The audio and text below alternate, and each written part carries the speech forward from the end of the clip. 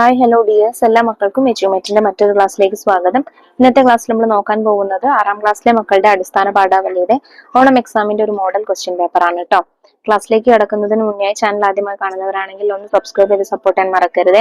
അതുപോലെ വീഡിയോ നിങ്ങളുടെ കൂട്ടുകാരിലേക്കൂടെ ഒന്ന് ഷെയർ ചെയ്ത് കൊടുക്കണേ. പിന്നെ നമ്മുടെ അടിസ്ഥാന പാഠാവലിയുടെ ഒരു ക്വസ്റ്റ്യൻ പേപ്പർ ഓൾറെഡി അപ്ലോഡ് ചെയ്തിട്ടുണ്ട്. അത് കാണാത്തവർക്ക് വേണ്ടിയിട്ട് ഇതിന്റെ ഡിസ്ക്രിപ്ഷൻ ബോക്സിൽ കൊടുത്തിട്ടുണ്ട്. അതല്ലെങ്കിൽ STD6 ക്വസ്റ്റ്യൻ പേപ്പേഴ്സ് എന്നുള്ള പ്ലേലിസ്റ്റ് എടുത്ത് നോക്കിയാൽ അതിൽ നിങ്ങൾക്ക് ലഭിക്കുന്നതാണ് കേട്ടോ. പ്രവർത്തനം 1. കവിത വായിച്ച് താഴെ കൊടുത്ത ചോദ്യങ്ങൾക്ക് ഉത്തരം എഴുതുക. പിന്തിരിഞ്ഞുണ്ണിയെ കണ്ടപ്പോളൻ മനസ്സ് എന്തിനോ തെല്ലു നടുങ്ങിപ്പോയി. ചിന്നിക്കിടക്കും കൂന്തൽ ചുരുളുകളിൽ മിന്നി നിൽക്കുന്നു മഴത്തുള്ളികൾ. ആർദ്രമാം മുറ്റത്തെ ചെമ്മണ്ണാക്കാലുകളിലാകെ പറ്റിപ്പിടിച്ചിരിപ്പു. ആ മൺചുമരിന്മേൽ ചിത്രം വരയ്ക്കയാണോമലിൻ പൂങ്കൈ കരിങ്കൊള്ളിയാൽ. ഒട്ടേറെ ജീവിതായാസ കൊടും പുക തട്ടി തെളിവറ്റൊരു ചുമരോ വ്യർത്ഥ വിനോദ പ്രസക്തിയിൽ പുച്ഛത്താൽ അത്ര മുഖം കനപ്പിച്ചു നിന്നു. ഇനി കവിതയുമായി ബന്ധപ്പെട്ടിട്ടുള്ള 4 ചോദ്യങ്ങൾ നമുക്ക് താഴെ തന്നിട്ടുണ്ട്. നോക്കാം. ചോദ്യം 1. കവയിത്രിയുടെ മനസ്സ് നടുങ്ങിപ്പോയത് എന്തുകൊണ്ട്? A. ഉണ്ണി മഴ നനഞ്ഞതിനാൽ. B. ഉണ്ണി ചിത്രം വരച്ചതിനാൽ. C. ചുമർ തെളിവറ്റതായതിനാൽ. D. മഴ പെയ്തതിനാൽ. എന്തിനാണ്? മഴ പെയ്തതിനാലാണ്. ചോദ്യം 2. മുഖം കനപ്പിച്ച് നിന്നതാര്? A. മഴ. B. കവയിത്രി. C. ഉണ്ണി. D. ചുമർ. ചുമറാണ് ഉത്തരം. ചോദ്യം 3. ആർദ്രമാം എന്ന പദം കൊണ്ട് അർത്ഥമാക്കുന്നത് എന്താണ്? A. വലുതായ. B. നനഞ്ഞ. C. പഴകിയ. D. പൊട്ടിപ്പൊളിഞ്ഞ. നനഞ്ഞ എന്നതാണ് ഉത്തരം. ചോദ്യം 4. കവിതാ ഭാഗത്ത് കുറച്ച് എന്ന അർത്ഥത്തിൽ പ്രയോഗിച്ചിരിക്കുന്നത് തെല്ല് എന്നാണ്.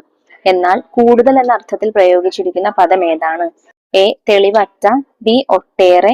C. വ്യർത്ഥം. D. പുച്ഛം. ഉത്തരം ഒട്ടേറെയാണ്. പ്രവർത്തനം 2. പത്രവാർത്ത തയ്യാറാക്കുക. നവംബർ 1 ശ്രേഷ്ഠ ഭാഷാ ദിനാചരണം. ഉദ്ഘാടനം പ്രശസ്ത കവി കുരീപ്പുഴ ശ്രീകുമാർ. സ്ഥലം മണിമുറ്റം ഗവൺമെന്റ് UP സ്കൂൾ ഓഡിറ്റോറിയം. അധ്യക്ഷൻ PTA പ്രസിഡന്റ്. മണിമുറ്റം ഗവൺമെന്റ് UP സ്കൂളിൽ നടന്ന ശ്രേഷ്ഠ ഭാഷാ ദിനാചരണത്തിന്റെ നോട്ടീസിലെ സൂചനകളാണ് മുകളിൽ നൽകിയിരിക്കുന്നത്. സൂചനകൾ വികസിപ്പിച്ച് വാർത്ത തയ്യാറാക്കുക. ശ്രേഷ്ഠ ഭാഷാ ദിനാചരണം. മണിമുറ്റം ഗവൺമെന്റ് UP സ്കൂളിന്റെ ആഭിമുഖ്യത്തിൽ ശ്രേഷ്ഠ ഭാഷാ ദിനാചരണം നടന്നു. പ്രശസ്ത കവി കുരീപ്പുഴ ശ്രീകുമാർ ഉദ്ഘാടനം നിർവഹിച്ചു. മലയാള ഭാഷയുടെ പൈതൃകവും മൂല്യവും മനസ്സിലാക്കണമെന്നും മാതൃഭാഷ എന്ന് വെളിച്ചം അണയാതെ സൂക്ഷിക്കണമെന്നും കുരീപ്പുഴ ശ്രീകുമാർ പറഞ്ഞു. സ്കൂൾ ഓഡിറ്റോറിയത്തിൽ നടന്ന യോഗത്തിൽ PTA പ്രസിഡന്റ് അധ്യക്ഷത വഹിച്ചു. ഹെഡ്മാസ്റ്റർ ആശംസാ പ്രസംഗം നടത്തി. സ്കൂൾ ലീഡർ സ്വാഗതവും സ്റ്റാഫ് സെക്രട്ടറി നന്ദിയും പറഞ്ഞു. പ്രവർത്തനം 3. ആസ്വാദനക്കുറിപ്പ് തയ്യാറാക്കുക. മിണ്ടി തുടങ്ങാൻ ശ്രമിക്കുന്ന പിഞ്ചിളം ചുണ്ടിന്മേൽ അമ്മിഞ്ഞ പാലോടൊപ്പം അമ്മ എന്നുള്ള 2 അക്ഷരമല്ലയോ സമ്മേളിച്ചിടുന്നതൊന്നാമതായി.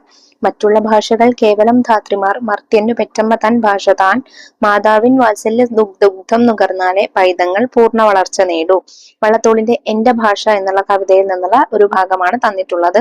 ഇതിനൊരു ആസ്വാദനക്കുറിപ്പ് തയ്യാറാക്കുക. സംസാരിച്ചു തുടങ്ങുന്ന കുഞ്ഞിന്റെ ചുണ്ടിൽ നിന്നും ആദ്യം പുറപ്പെടുന്ന ശബ്ദമാണ് അമ്മ. അമ്മ എന്ന ശബ്ദം അവൻ ഏതു ഭാഷയിലാണോ ഉച്ചരിക്കുന്നത് അതാണ് അവന്റെ മാതൃഭാഷ. അമ്മിഞ്ഞ പാലിനോടൊപ്പം ചുണ്ടിൽ വിരിയുന്ന ആ ഭാഷയാണ് അവന് തന്റെ ചുറ്റുമുള്ള ലോകത്തെ കുറിച്ച് അറിവ് നേടിക്കൊടുക്കുന്നത്. ആദ്യത്തെ ഗുരു അമ്മയാണെന്നതുപോലെ ആദ്യത്തെ ഭാഷ മാതൃഭാഷയുമാണ്. മഹാകവി വള്ളത്തോളിന്റെ എന്റെ ഭാഷ എന്ന ഈ കവിതയിൽ മലയാള ഭാഷയുടെ മഹത്വം വർണ്ണിക്കുകയാണ് കവി. സംസാരിക്കാൻ പഠിച്ചു തുടങ്ങുന്ന ഒരു കുട്ടി ആദ്യമായി പറയുന്നത് അമ്മ എന്ന വാക്കാണ്. തന്റെ മാതൃഭാഷയിലാണ് കുഞ്ഞ് അമ്മയെ എന്ന് വിളിക്കുന്നത്. മുലപ്പാലിനൊപ്പം വാത്സല്യത്തിനൊപ്പം കുഞ്ഞിന് പകർന്നു കിട്ടുന്നതാണ് മാതൃഭാഷയും. അതുകൊണ്ട് നമ്മുടെ പെറ്റമ്മയ്ക്ക് തുല്യമാണ് മാതൃഭാഷ എന്നാണ് കവി പറയുന്നത്. നമ്മുടെ വളർച്ച പൂർണ്ണതയിലെത്തുന്നത് മാതൃഭാഷയിൽ നേടിയ അറിവിന്റെ ബലത്തിലാണ്. മാതൃഭാഷ നന്നായി പഠിച്ചാലേ കുട്ടികളുടെ വളർച്ച പൂർണ്ണമാവൂ എന്നാണ് കവി അർത്ഥമാക്കുന്നത്. ഈ കവിതയിൽ എനിക്ക് ഏറെ ഇഷ്ടമായത് മറ്റുള്ള ഭാഷകൾ കേവലം ധാത്രിമാർ, മർത്യന്റെ പെറ്റമ്മ തൻ ഭാഷ താൻ എന്ന വരിയാണ്. മറ്റു ഭാഷകളെല്ലാം കേവലം വിരുന്നുകാർ മാത്രമാണെന്നും സ്വന്തം ഭാഷയാണ് മനുഷ്യന്റെ പെറ്റമ്മ എന്നുമാണ് കവി ഈ വരികൾ കൊണ്ട് അർത്ഥമാക്കുന്നത്. മലയാള ഭാഷയുടെ പ്രാധാന്യം വിവരിക്കുന്ന മനോഹരമായ ഒരു കവിതയായി മാറുന്നു ഇത്. പ്രവർത്തനം 4. എന്റെ മലയാളം. മാതൃഭാഷയുടെ സൗന്ദര്യവും സവിശേഷതകളും എന്ന വിഷയത്തെ ആസ്പദമാക്കി ഒരു ഉപന്യാസം തയ്യാറാക്കുക. മനുഷ്യന് ജന്മസിദ്ധമായ സമ്മാനമാണ് മാതൃഭാഷ. ഒരു കുഞ്ഞ് ആദ്യം ഉച്ചരിക്കുന്ന വാക്കുകൾ ആ കുഞ്ഞിന്റെ മാതൃഭാഷയിലാണ്. മാതൃഭാഷയുമായുള്ള അവന്റെ ബന്ധം ശാരീരികവും മാനസികവുമാണ്. മാതൃഭാഷ മാത്രമേ ഒരാളുടെ ഹൃദയവുമായി നേരിട്ടുള്ള ബന്ധം പുലർത്തുകയുള്ളൂ. മാതൃഭാഷയ്ക്ക് സൗന്ദര്യവും മഹത്വവും മറ്റു ഒട്ടേറെ സവിശേഷതകളുമുണ്ട്. മാതൃഭാഷയിലൂടെ ഒരു വ്യക്തി തന്റെ സംസ്കാരത്തെ, പാരമ്പര്യത്തെ, ചരിത്രത്തെ തിരിച്ചറിയുന്നു. ഓരോ ഭാഷയും അതിന്റെ ജനതയുടെ ജീവിത രീതികൾ, വിശ്വാസങ്ങൾ, പ്രബോധനങ്ങൾ എന്നിവയുടെ ആകെ തുകയാണ്. മലയാളം പോലെയുള്ള ഭാഷകൾ പഴമയുടെയും സാഹിത്യ വിഭവങ്ങളുടെയും സമൃദ്ധമായ നിധിയാണ്. അതിനാൽ തന്നെ മാതൃഭാഷ വ്യക്തിയുടെ സാംസ്കാരിക ശേഖരണത്തിന്റെ ഒരു അമൂല്യ ഖനിയാണ്. ഭാഷയ്ക്ക് പിന്നിൽ നിലകൊള്ളുന്നത് ഒരു ദേശത്തിന്റെ ഭാവിയാണ്. മാതൃഭാഷയുടെ സംരക്ഷണവും പ്രോത്സാഹനവും നിർബന്ധമാണ്. ഇല്ലെങ്കിൽ മാതൃഭാഷയും സംസ്കാരവും മങ്ങിപ്പോവും. ലോകം എത്രമാത്രം ആധുനികമാവുകയാണെങ്കിലും മാതൃഭാഷയെ മറക്കുന്നത് നമ്മുടെ സ്വഭാവത്തെ നഷ്ടപ്പെടുത്തുന്നതിന് സമമാണ്. മാതൃഭാഷ ഒരാളുടെ ആത്മാവിന്റെ നാദമാണ്. അതിന്റെ സൗന്ദര്യവും മഹത്വവും മനസ്സിലാക്കി അതിനെ സംരക്ഷിക്കാനും പ്രോത്സാഹിപ്പിക്കാനും ഓരോ വ്യക്തിക്കും ബാധ്യതയുണ്ട്. വിദേശ ഭാഷകൾ പഠിച്ചാലും മാതൃഭാഷയോടുള്ള പ്രണയം തീരരുത്. അതൊരാളുടെ യഥാർത്ഥ വ്യക്തിത്വത്തിന്റെ അടിസ്ഥാനം തന്നെയാണ്. പ്രവർത്തനം 5. ഇന്നും ഓർമ്മയിൽ തങ്ങി നിൽക്കുന്നു ബാല്യത്തിന്റെ കിന്നരി തലപ്പാവ് ചൂടിയ കിനാവുകൾ. ബാല്യകാലത്തെ ഏതെല്ലാം അനുഭവങ്ങളാണ് നിങ്ങളുടെ മനസ്സിൽ തങ്ങി നിൽക്കുന്നത്? ഒരനുഭവം കുറിപ്പായി എഴുതൂ. LP സ്കൂളിൽ പഠിക്കുമ്പോൾ ഞങ്ങൾ കൂട്ടുകാരുമൊത്ത് നടന്നാണ് സ്കൂളിൽ പോകുന്നത്. നടന്നെത്താവുന്ന ദൂരത്താണ് സ്കൂൾ. സ്കൂളിനടുത്തെത്തും വരെ അമ്മ വഴിയിൽ നോക്കി നിൽപ്പുണ്ടാവും. സ്കൂളിലേക്ക് ചെറിയൊരു ഇറക്കമുണ്ട്. അവിടെയുള്ള ഒരു പറമ്പിൽ വലിയൊരു മഞ്ചാടിയും ഇലഞ്ഞിയുമുണ്ട്. അവിടെ എത്തുമ്പോൾ ഇലഞ്ഞിപ്പൂവിന്റെ നല്ല മണമാണ്. ഞങ്ങൾ എല്ലാവരും ഇലഞ്ഞി മരത്തിന്റെ ചുവട്ടിൽ നിൽക്കും. ആരുമില്ലാത്ത അരികിലാണ് മഞ്ചാടി മരവും നിൽക്കുന്നത്. ഞങ്ങൾ കൈനിറയെ മഞ്ചാടിയും ഇലഞ്ഞിപ്പൂവും പെറുക്കിക്കൊണ്ടാണ് സ്കൂളിലെത്തുന്നത്. പുതിയ ഓരോ അക്ഷരവും പഠിക്കുമ്പോൾ ബുക്കിൽ അക്ഷരത്തിനൊപ്പം മഞ്ചാടി കുരുവും ഇലഞ്ഞിപ്പൂവും ഒട്ടിച്ചു വെക്കുമായിരുന്നു. ഇപ്പോഴും ആ ബുക്ക് ഞാൻ നിധി പോലെ സൂക്ഷിച്ചിട്ടുണ്ട്. പ്രവർത്തനം 6. കത്ത് തയ്യാറാക്കുക. മാതൃഭാഷയുടെ സവിശേഷത വ്യക്തമാക്കുന്ന തെന്നാലി രാമൻ കഥയെ പരിചയപ്പെടുത്തി കൂട്ടുകാരന് ഒരു കത്ത് തയ്യാറാക്കുക. കത്തെഴുതുമ്പോൾ ശ്രദ്ധിക്കുക, ആദ്യം ഒരു ബോർഡർ വരയ്ക്കുക, എന്നിട്ട് സ്ഥലം, തീയതി എഴുതി കൊടുക്കുക. പ്രിയ ധനുഷ്, അവധിക്കാലത്തിനു ശേഷം നിനക്കൊരു കത്തെഴുതണമെന്ന് വിചാരിച്ചു. പക്ഷെ നടന്നില്ല. ഇപ്പോൾ ഒരു അവസരം കിട്ടിയപ്പോൾ എഴുതാമെന്ന് കരുതി. ഞങ്ങൾക്ക് പുതിയ മലയാള പാഠപുസ്തകം കിട്ടി. 6ാം ക്ലാസ്സിലെ പുതിയ പുസ്തകം നിനക്കും കിട്ടിയെന്ന് കരുതുന്നു. പുതിയ പുസ്തകത്തിൽ രസിപ്പിക്കുന്ന ഒരു കഥയെ കുറിച്ചാണ് ഞാൻ ഇവിടെ പറയുന്നത്. ഇതിലെ ആദ്യ കഥ തെന്നാലി രാമൻ കഥയാണ്. കൃഷ്ണദേവരായർ എന്ന രാജാവിന്റെ കൊട്ടാരത്തിലെത്തിയ ഒരാൾ തനിക്ക് നിരവധി ഭാഷകൾ അറിയാമെന്നും അതിൽ ഏതാണ് തന്റെ മാതൃഭാഷ എന്ന് കണ്ടെത്താനാവുമോ സഭയിലെ വിദ്വാൻമാർക്ക് എന്നും ചോദിച്ചു.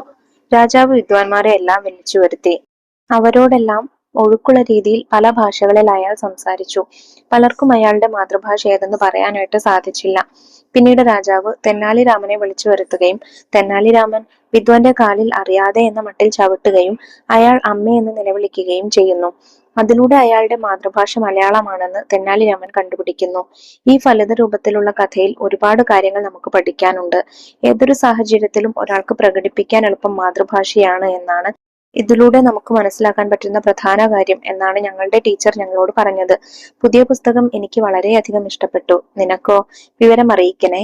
സന്തോഷത്തോടെ, കിച്ചു. പ്രവർത്തനം 7. പക്ഷേ മൃതരുടെ നിരകളിൽ അവൻ ഒരു പക്ഷിയെ പോലും കണ്ടില്ല. അതേക്കുറിച്ച് ശന്തനു അച്ഛനോട് എന്തൊക്കെയാവും സംസാരിച്ചിട്ടുണ്ടാവുക? അതിന് അച്ഛൻ പറയുന്ന മറുപടി എന്താകും? സങ്കല്പിച്ചെഴുതുക. ശന്തനു: അച്ഛാ, ഞാൻ പലയിടത്തും അന്വേഷിച്ചിട്ടും ഇതുവരെ ഒരു പക്ഷി പോലും മരിച്ചു കിടക്കുന്നത് കണ്ടില്ല. അച്ഛൻ: നീ എവിടെ അന്വേഷിച്ചത്? ശന്തനു: കുരുവിയെ അവയുടെ കൂട്ടിൽ, പൊന്മാനെ കയ്യാലപ്പൊത്തിൽ, കരികില പിടകളെ പാണൽ കാട്ടിൽ. അച്ഛൻ: പക്ഷികൾ മരിക്കുന്നില്ല ശന്തനു.